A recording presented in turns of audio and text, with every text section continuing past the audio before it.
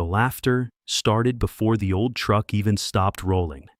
It coughed once, rattled like a box of loose tools, then crept into the parking lot with faded blue paint peeling from the doors. One headlight was cloudy.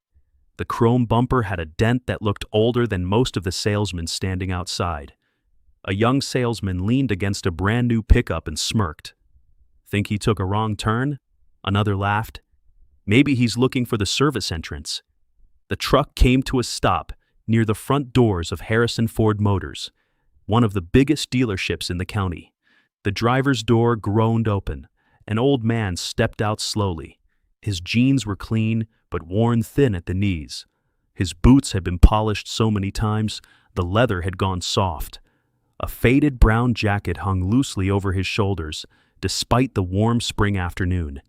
He stood for a moment, stretching his stiff back, before closing the truck door with a gentle push.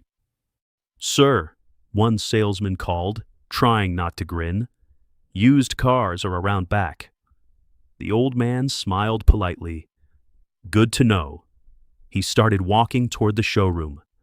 Another employee whispered loudly enough for everyone to hear, "I bet he's here to ask if we sell anything under $2,000. More chuckles. The old man never answered. He simply kept walking. What nobody noticed was the way his eyes moved across the building. Not with excitement, not with envy, with recognition, like someone visiting an old neighborhood after many years away. Inside, the showroom sparkled beneath bright lights. New trucks lined the polished floor. Sales banners hung from the ceiling. Families wandered between shiny vehicles, while salespeople circled like hawks, waiting for someone to stop looking and start buying. The receptionist looked up. "Welcome to Harrison Ford Motors." The old man tipped his cap. "I'd like to speak with the owner. Do you have an appointment?" "No. I'm afraid Mr. Harrison is very busy today." "I understand." He nodded once, then quietly took a seat near the coffee station. He didn't complain, he didn't argue, he simply waited. Outside, the salesman watched through the glass. He's probably going to sit there all afternoon. Someone should tell him appointments exist. One younger salesman didn't laugh.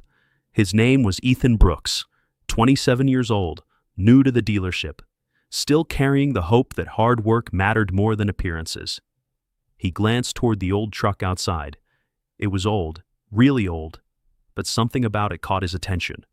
The paint had faded, but every scratch had been repaired carefully. The tires were clean. The engine, despite its noisy arrival, wasn't leaking a single drop. Whoever owned it took care of what he had. Ethan grabbed 2 cups of coffee. He walked across the showroom. "Mind if I sit?" The old man looked up. "Free country." Ethan smiled and handed him a cup. "Coffee isn't great. Usually isn't." The old man wrapped both hands around the warm cup. "Thank you. I'm Ethan. Walter." They shook hands. Walter's grip surprised him. Strong, steady, like someone who had spent decades working with real tools instead of keyboards. "You looking to buy something?" Ethan asked. Walter smiled into his coffee. "Maybe? What kind? I'll know when I see it." Before Ethan could answer, the sales manager appeared. Rick Donovan. Perfect suit, perfect smile, perfect hair. The kind of man who judged customers before hearing a single word. "There you are," Rick said sharply. "Ethan, customers are waiting. I was helping Mr. Walter." Rick looked Walter up and down. "I'm sure Walter appreciates it." Walter nodded politely. "I do." Rick forced another smile. "If you're interested in purchasing, one of our finance specialists can discuss affordable options." Walter raised an eyebrow. "I didn't mention financing." "No," but Rick hesitated. "It's our process." Walter stood slowly.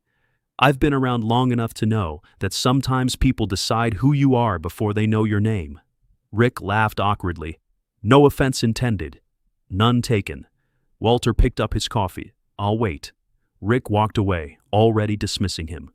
Ethan looked embarrassed. I'm sorry. Walter shrugged. Happens. You seem used to it. Walter looked through the showroom windows toward his truck. When you drive something older than most employees, people make assumptions. What assumptions? That you're broke. You don't seem bothered. Walter smiled. Takes too much energy. Across the showroom, Rick was already joking with the other salesman. The guy wants to see the owner. What for? No clue. Maybe to complain about inflation. Another round of laughter. Only Ethan remained quiet. Walter wasn't acting like someone who had wandered into the wrong place. He wasn't nervous. He wasn't confused. He wasn't trying to impress anyone. He was simply waiting. An hour passed. Customers came and went. Walter stayed in the same chair. He thanked the receptionist when she refilled the coffee. He smiled at children who walked past. When a little boy dropped his toy truck near Walter's feet, the old man picked it up carefully. Nice truck. My grandpa gave it to me. Walter examined the tiny red pickup. He has good taste. The boy grinned. So, do you have a truck? Walter looked through the window toward the faded blue pickup. I sure do. The boy stared. It looks old. Walter laughed softly. So do I. The boy laughed with him. His mother apologized. I'm sorry if he was rude. Walter shook his head. He was honest. As they walked away, Ethan couldn't stop watching. Kindness like that couldn't be faked. Late that afternoon, the showroom doors opened again. This time, everyone noticed. A black SUV rolled into the customer parking area. Out stepped Richard Harrison, owner of Harrison Ford Motors. 70 years old, sharp eyes, calm voice. The kind of businessman who rarely visited the showroom anymore. Employees straightened instantly. Rick hurried outside. Mr. Harrison, good afternoon. Richard barely slowed. Anything urgent today? No, sir. He walked through the front doors, then he stopped. His eyes landed on Walter. For one long second, neither man spoke. The entire showroom seemed to fall silent. Rick smiled. Just an old fellow who's been waiting most of the day. Richard didn't answer. He kept staring. Walter slowly stood. A small smile crossed his weathered face. It's been a long time. Richard took 2 steps forward. His expression changed completely. In his place stood a man looking at someone he hadn't expected to see again. Walter, you still walk too fast. Richard let out a quiet laugh that sounded almost emotional.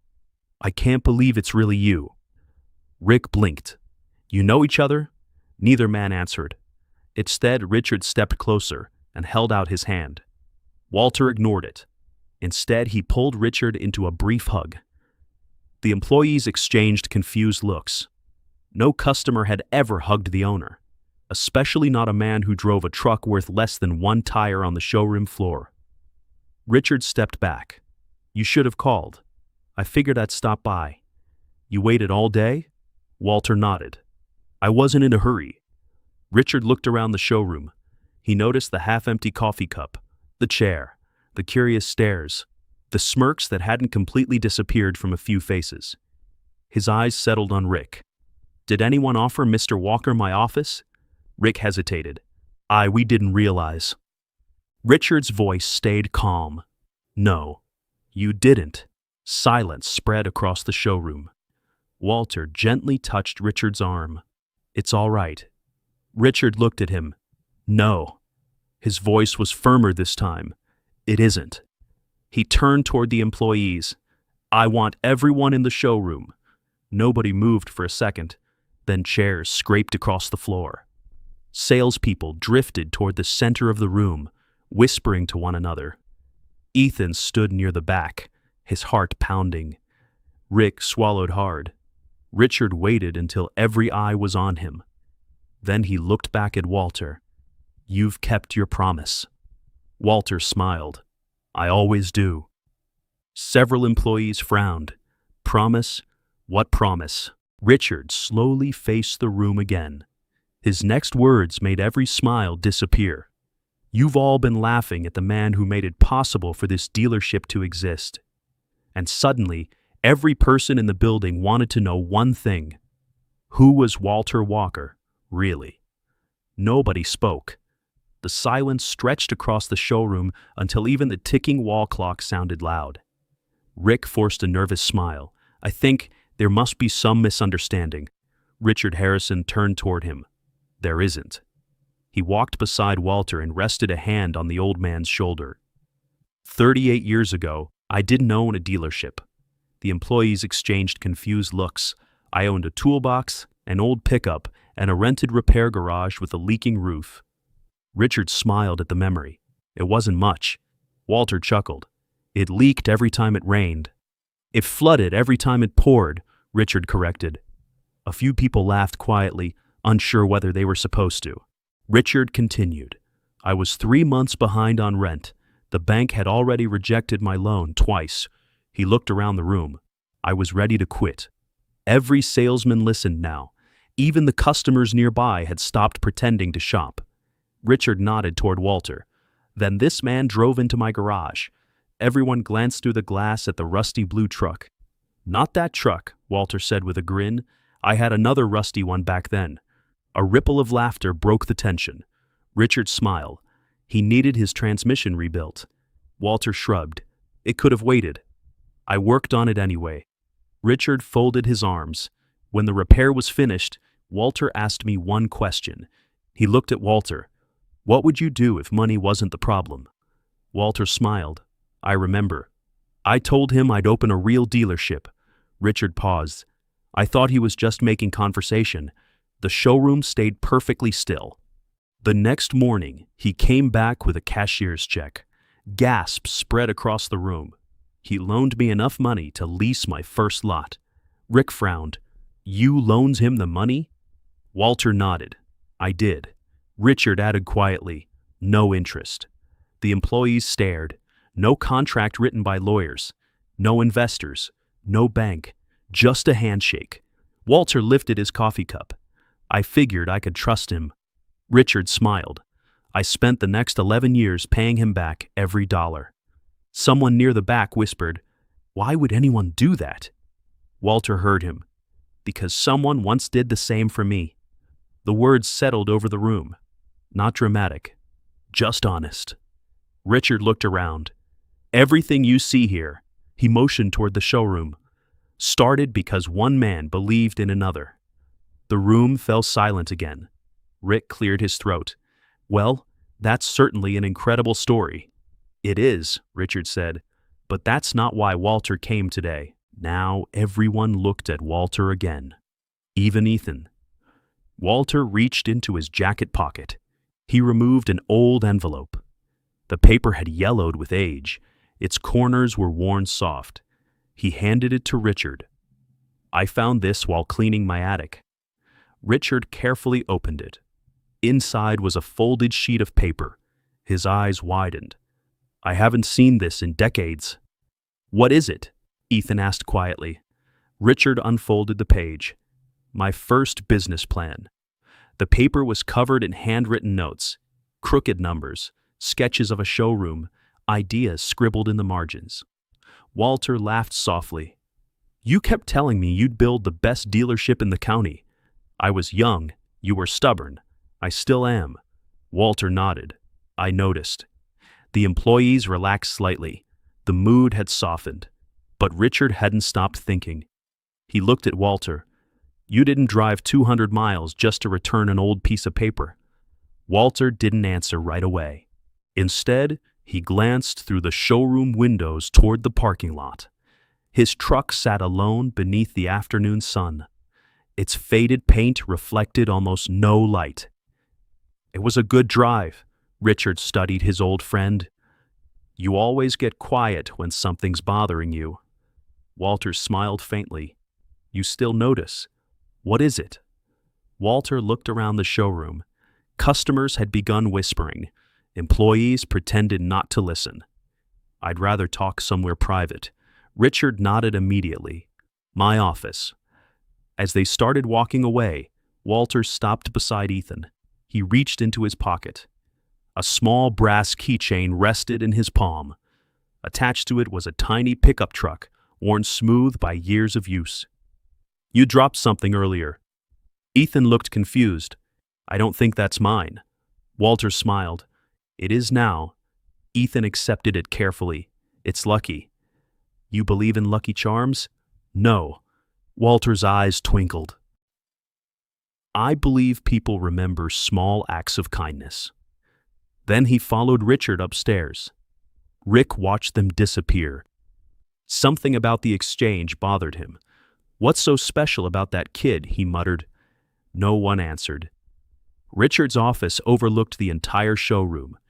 Floor-to-ceiling windows gave him a clear view of every customer, every vehicle, every employee. Walter stood quietly by the glass. So this is what it became. Richard smiled. You built half of it. Walter shook his head. I only opened one door. You opened the right one. For a while, neither man spoke. Old friendships didn't need constant conversation. Finally, Richard poured 2 glasses of iced tea. You still don't like coffee after noon. Walter laughed. You remember. I remember everything. Walter accepted the glass but didn't drink. Instead, he stared down at the showroom floor. Your people are good. Richard frowned. Walter glanced toward Rick, who was laughing again with a group of salesmen. They've learned to sell, but they've forgotten how to see. Richard followed his gaze. His expression darkened. I noticed. Walter sighed. I wasn't hurt, I know, but someone else would have been. Richard leaned back. You're right. Walter looked around the office. Family photos covered one wall. Awards filled another. Newspaper clippings celebrated the dealership's success. One framed picture caught his eye. A younger Richard stood beside his late wife and 2 children at the grand opening. Walter smiled. Mary would have loved this place. Richard looked at the photo. I still expect her to walk through that door some mornings. Walter nodded quietly. I know that feeling. Richard looked at him. How's Emma? Walter's smile faded. There was a long silence. Then, she passed. Richard's face fell. When? Last winter. I'm so sorry. Walter looked down at his hands. 52 years together. He rubbed the edge of his wedding band with his thumb. The house gets awfully quiet. Richard didn't know what to say. Neither did anyone who had ever lost the person they planned to grow old with. After a moment, Walter forced a small smile. She would have told me to stop sitting around. So you came here. I came because she reminded me of something. Richard waited. The promise. Richard looked confused. What promise?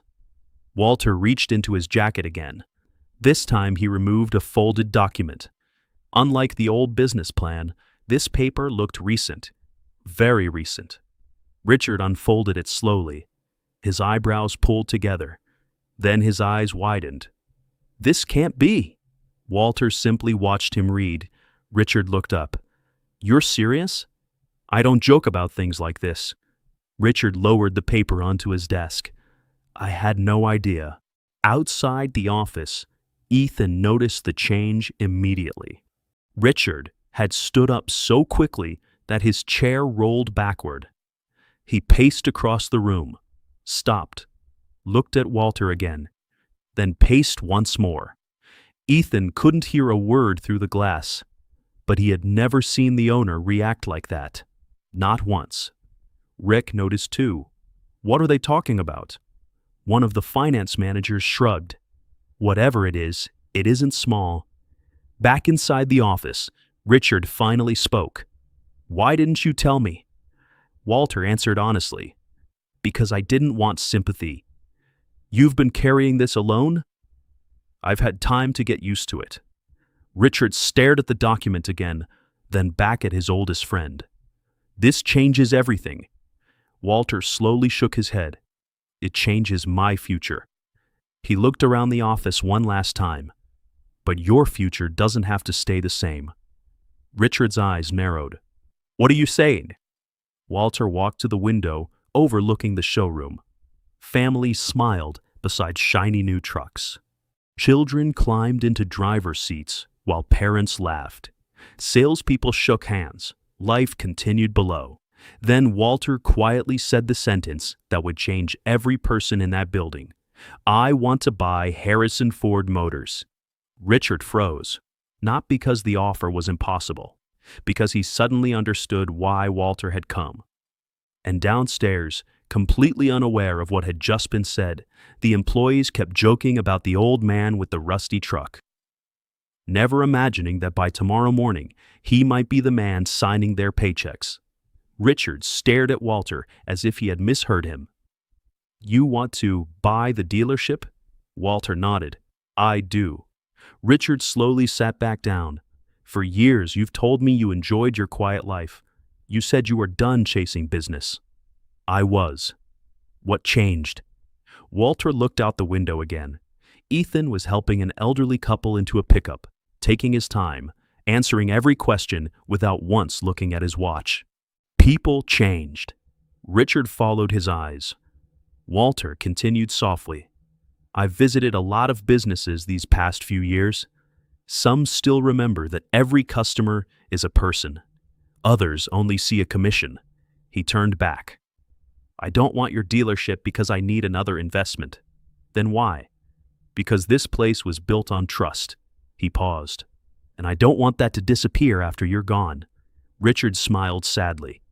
"You think I'm getting old." Walter laughed. "I know you are. So are you." "That's true." For the first time all afternoon, both old friends laughed like the young mechanics they had once been. Then the laughter faded. Richard opened the folder again. The offer was fair. More than fair. Walter wasn't trying to take advantage of anyone. He was trying to protect something they had built together. Richard looked up. "When were you planning to tell everyone?" Walter shrugged. "Whenever you were ready. I think that time is now." The showroom fell silent again as Richard and Walter walked downstairs together. Employees stopped mid-conversation. Customers looked over from the vehicles they were inspecting. Rick stepped forward wearing the same polished smile. "Everything all right, Mr. Harrison?" Richard faced the room. "It is." He looked at Walter. "Actually, it's better than all right." He took a slow breath. "I've spent 40 years building this dealership." His voice carried across the showroom. "I've been asked many times when I plan to retire." He smiled. "I never had an answer." He rested a hand on Walter's shoulder. "Today I do." Confused whispers spread across the room. Richard continued. "Pending the final paperwork, Walter Walker has agreed to purchase Harrison Ford Motors." It felt as if the air had disappeared. Rick blinked twice. One salesman actually laughed. Customers looked from Walter to the owner in disbelief. The receptionist covered her mouth. Walter remained exactly as he had all day. Calm, quiet, almost uncomfortable with the attention. Rick finally found his voice. "I'm sorry," he swallowed. "You mean him?" Richard looked directly at him. "Yes, the man in the old truck?" Walter answered before Richard could. "The same truck." Rick's face turned pale. I had no idea." Walter smiled gently. "I know. I didn't mean, I know." Rick looked miserable. "I judged you." "You did. I'm sorry." Walter studied him for several seconds. The showroom was so quiet that no one dared move. Finally, Walter spoke. "Do you know why I didn't get angry?" Rick slowly shook his head. "Because I wasn't worried about what you thought of me." He looked around the room. "I was worried about what you might think of the next person." No one looked away. "Maybe it'll be a single mother driving a 20-year-old sedan." He glanced toward a young family browsing nearby. "Maybe it'll be a veteran living on a fixed income." His eyes moved again. "Maybe it'll be someone who saved for years just to buy their first reliable car." He smiled sadly. "If they walk through those doors and feel small, He let the sentence hang. Then we've already failed. The words landed harder than any angry speech ever could. Rick lowered his head. I understand. Walter shook his head. No. You understand now. The next few days felt different. The sale wasn't official yet, but everyone knew it was happening. Something else was happening too. The atmosphere inside the dealership began to change. Salesmen greeted every customer who walked in, not just the ones wearing expensive watches. Coffee was offered to everyone. People listened more. Even Rick started spending time on the showroom floor instead of hiding in his office. Nobody ordered him to. He simply remembered Walter's words every time an older vehicle pulled into the parking lot. One rainy afternoon, an elderly widow arrived in a dented station wagon. A month earlier, Rick probably would have handed her off to the newest salesman. Instead, he walked outside himself. He held an umbrella over her while she climbed out. She smiled with surprise. Thank you. My pleasure. Walter happened to be visiting that day. He watched from across the showroom. He didn't say anything. He simply smiled. A week later, the paperwork was complete. Employees gathered before opening time. Richard stood beside Walter one last time as owner. I've made thousands of business decisions. He looked at the staff. This one is the easiest. He handed Walter a simple set of keys, no ceremony, no cameras. Just old friends, finishing a promise that had begun with a handshake nearly 4 decades earlier. The room applauded. Walter waited until the clapping stopped. I've never liked long speeches. Several people smiled. So I'll only say 3 things. He held up one finger. First, if someone walks through these doors, he looked around slowly. They've already trusted us once. He raised the second finger. Second, every vehicle we sell carries somebody's family. The room became still. A father driving his kids to school. A daughter taking her mother to a doctor's appointment. A young man heading to his first job. We're not selling trucks. We're helping people get where life needs them to go. Then he raised his final finger. And third, he smiled. If you ever catch me judging someone by what they drive, he reached into his pocket. You have my permission to take my office. Laughter filled the room. The tension that had lived inside the building for years seemed to disappear. Months passed. Business didn't just improve, it transformed. Customer satisfaction reached the highest level in company history. Online reviews mentioned something unusual. They treated me with respect. They never pressured me. They listened. Families returned years later to buy their second and third vehicles. Parents sent their children. Neighbors recommended neighbors. The dealership earned something money couldn't buy: trust. One autumn afternoon, Ethan knocked on Walter's office door. You wanted to see me? Walter motioned toward the chair. Sit. Ethan did. Walter slid a folder across the desk. Inside was a promotion letter. Assistant sales manager. Ethan stared. I wasn't expecting this. I know. There are people here with more experience. Walter nodded. There are. So why me? Walter leaned back. Do you remember the first day we met? Walter smiled. And the little keychain. Ethan reached into his pocket. He still carried it every day. The tiny brass pickup was scratched from years of use. I never stopped carrying it. I noticed. Walter folded his hands. That first afternoon, you were the only person who saw a man, not a truck. Emotion tightened Ethan's throat. I just thought you deserved kindness. Walter smiled. Exactly. He stood and looked out the office window. The skills to sell cars can be taught. He turned back. Character can't. Ethan accepted the folder with trembling hands. I won't let you down. I know. Winter arrived early that year. Snow covered the rows of pickups outside. One evening, after the last customer had gone home, Walter walked alone through the quiet showroom. The lights reflected across polished floors. He stopped beside the front windows. Outside sat the same faded blue truck, still dented, still noisy, still faithful. Richard walked over, carrying 2 cups of coffee. Still driving that old thing? Walter accepted a cup. It still starts. Most days. Walter laughed. Most days. Richard looked toward the truck. You know, you could drive anything on this lot. Walter nodded. I could. So why don't you? Walter looked at the old pickup for a long moment. Because every scratch reminds me where I came from. He smiled. And because it helps me remember something. What's that? Walter watched a young couple leave in their first family SUV, their little girl waving through the back window. He smiled and waved back. That you should never measure a person's future by what they're driving today. Richard didn't answer.